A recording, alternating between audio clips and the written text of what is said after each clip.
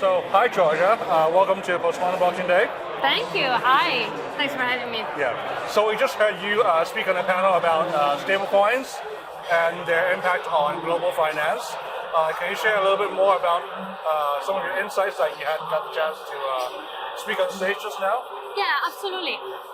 Look, I think the point here is that stablecoins are definitely here to stay. We have seen an intake of adoption that, in the last month only, we had over $8 trillion transacted in stablecoin.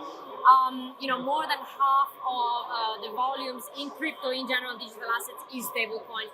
And the reality is that use cases are gone now well beyond crypto. So that means that we have, over 20 million active users every month, especially in emerging countries such as, area of Latin America and Africa. They're actively using stablecoin. So I think this is why obviously regulations are looking to obviously regulate and provide a framework for issuers, which is absolutely needed. So that's the second takeaway, right? A regulation is needed. As X-Trust, we believe in regulation. We believe in following the licensed path in everything we do. And we do believe, even though we are not aiming to become a large stablecoin issuer, we do believe that's very much needed. And that's a perfect segue into my next question, which is about all the different licenses that X-Trust has obtained throughout the years, from Hong Kong, Singapore, Dubai, Italy, all that. So, of course, you being head of custody at X-Trust, what does security mean to you and to the business? Well, security is everything, especially considering that the very nature of digital assets being something that you can actually lose, unfortunately, if you send funds to the wrong address or if you misplace your private key.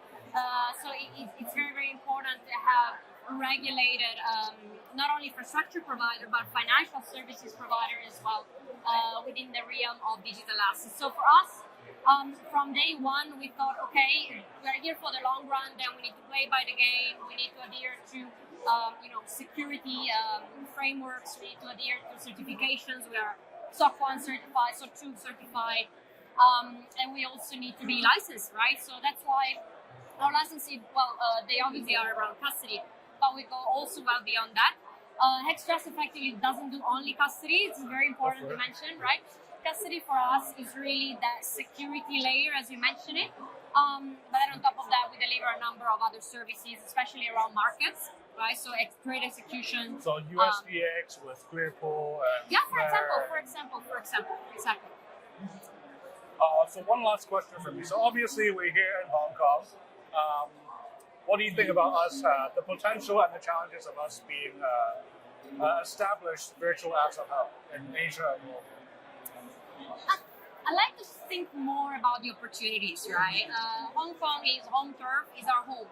Even though for me, I'm not from Hong Kong, but I've been here for 10 years.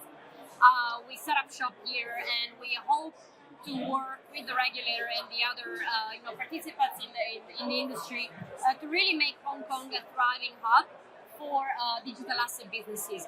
So we really just focus on opportunities and the challenges. We like to discuss them with the regulator.